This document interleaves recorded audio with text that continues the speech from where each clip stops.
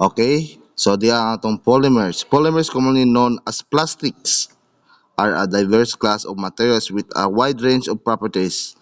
They are extensively used in manufacturing due to their versatility, lightweight nature, and ability to be molded into various shapes. So, kini din polymers, man din mga plastics, so, kingon din na lightweight nature.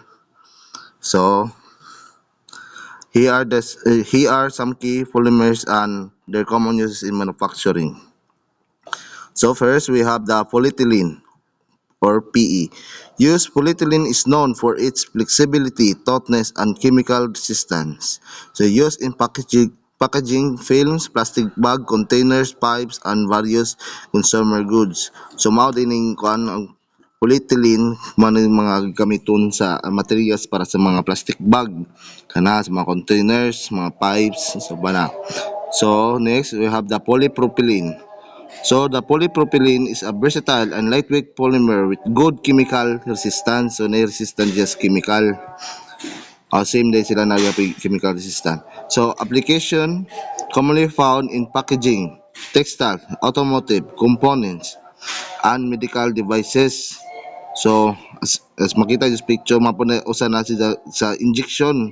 Makarang injection, plastic sa injection man ang polypropylene or PP man na sila. Next. So we have the polyvinyl chloride or PVC. Pamilyar mo sa PVC. So man na iyang meaning polyvinyl chloride. Use PVC is known for its durability, chemical resistance, and versatility. Application used in pipes, cables, cable insulation, flooring, clothing, and inflatable structure. So makita ninyo no nga nasa kanang PVC nato makita. So napon na siya sa clothing, napon na sa mga cable insulation, so man na gitawag na polyvinyl chloride. So we have next the PS or we called it polystyrene. So polystyrene is a lightweight and has good insulation properties. Application found in packaging materials, disposable cups, insulation, and foam products. So kini di ay man gamiton sa kini makita niyo sa picture na sa mga disposable na mga plastic. Kita niyo sa mga foam. Oh. So next, polyethylene terephthalate. So PET is a transparent, strong, and has good barrier properties. Application used in beverage bottles, food packaging, clothing, fibers, and engineering resin. So mga din makita natin sa mga plastic na mga tubig, mga water bottle, beverage bottles, kana na. Tapos Yes, mineral ano say siya? mga food packaging, mga puna. Acrylonitrile butadiene styrene. So gitaw na ABS. CBN joke. ABS ra. Use ABS combines toughness with rigidity and easy to process. Application commonly used in automotive parts, electronic, housings, toys, and consumer goods. Manay siya sa ag-asa siya magamit. Yes, Para sa ani maduwaan sa mga bata. mga duwaan. So next, we have the polycarbonate or gitawag ng PC. So so polyurethane can be rigid or flexible and it offers good abrasion resistance. Use polycarbonate is transparent, impact resistant, and good heat resistance. Application found in eyewear, lenses, safety helmets, CD, DVDs, and electronics components. Managing application. So, kabahan mo na unsa ba na sila mga application, CD, DVD, so mga safety helmets, mga eyewear lenses, electronic components. Okay. Yes. So we have the polyurethane. So itaw na tong PU. Application used in foams, adhesive coatings, seals, and flexible molded parts. Nga na sa mga sponge, mo na siya ang polyurethane. Yes, next. So we have the polyethylene glycol or PEG.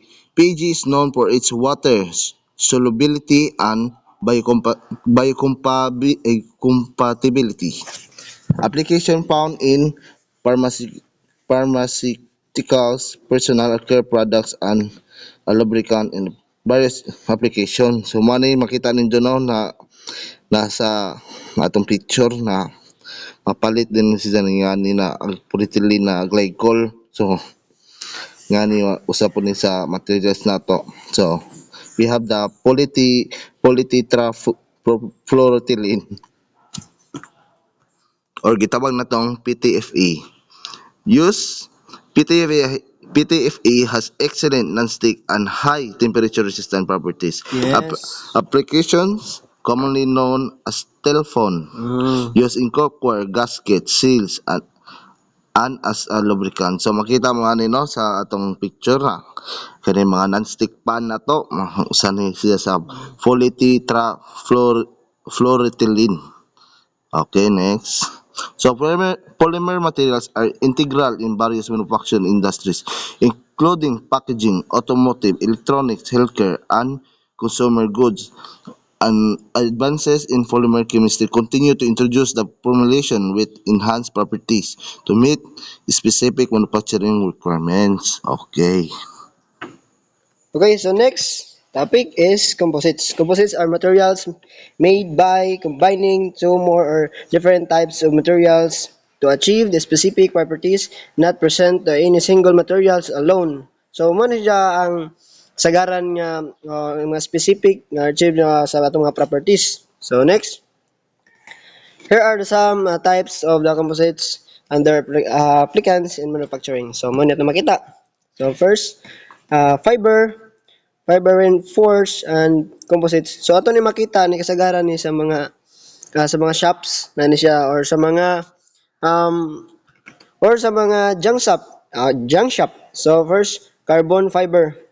So high strength to ratio, then stiffness and so thermal excitation. So yung nga applicants, so klase-klase na makita sa automotive parts, sa mga sports equipment, and kadua, glass fiber. So kani glass fiber ato ni makita kasagaran sa mga dato nga mga balay. So ang idang gamit flexibility ni siya, then kusgan pod, then and cost effectiveness and appliance na makita sa boat. So makita nato dahil sa barko kasagaran or sa automotive components. So next, um aramid fiber reinforced. So gitawag jag AFRP. So use in high high strength, excellent impact and resistance and heat resistance. So ako kabawa sa nakasagaran na to makita. No, so ang idang application body armor. So makita din ito body armor, aerospace and components, um sports equipment and automotive parts. So nga ko na mali, makita na to sa una kanang iputo sa um tambutso. So maring una na. So next, particulate composites, metal matrix composites or gitawag lag MMC used in combined materials ceramics. So ato ni makita da sa pictures din ang iyang application. Makita pa na siya nato sa automotive and electronic packaging. So kaduha, polymer matrix or gitawagan nila PMC. So ato ni makita, ato ni gamit ni siya kayo sa reinforcing particles or particles glass or carbon fibers. So ang iyang gamit application niya automotive. To sa ni makita sa automotive parts, components, both holes and sports equipments. So next, uh laminates. So laminates um used for layers for fiber reinforced materials combined together. So magiusa. Yan yung application, um, uh, aircraft panels and lightweight and structural components. Composites wood product. So ato makita ni kasagaran sa mga plywood or klase nga plywood or sa mga um, speakers mo nilang gamit, wood fibers, verticals, and with achievement. So, application, plywood, mo ni plywood or sa mga construction sites, ito na makita. Then, ceramic material composites or CMC. So, klase po siya nga makita gapon sa construction. So, atong pagkabasahon, ceramic fibers with acrylic mercury's high and temperature application. So, yung application, gas, turbine, components, brake, and aerospace application. Nature fiber, composites, or itawag na tag NFC. So, combines natural fibers with polymer matrix and application of automotive. So, ito makita sa mga automotive dahil usa or construction components. Hybrid composites. So, used in turbines. Unsa man ni siyang na picture. So, ano siya duha ka color dre, black and white. So, mo na iyang application na makita sa nato sa mga automotive areas or mga equipment.